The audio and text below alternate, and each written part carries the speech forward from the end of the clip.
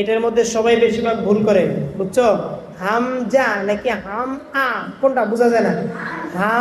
হামজা না, হামজা। প্রথমটা কি হা, এরপরে কি যা দিয়ে শুরু হবে। হ্যাঁ, হামজা বলো।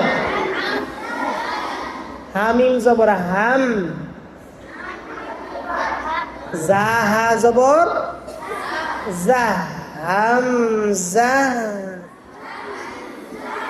আরেকজন বলে না হামজা হামজা হামজা, হ্যাঁ হামজা না, হামজা। ওই যে বললাম প্রতিটা হরফ, 2-3টা হরফ নিয়ে একটা হরফ লিখতে হয় বা পড়তে হয়, বুঝতে পারছো? হামজা শুধু হামজা না, হামজা। বুঝাইতে পারছি?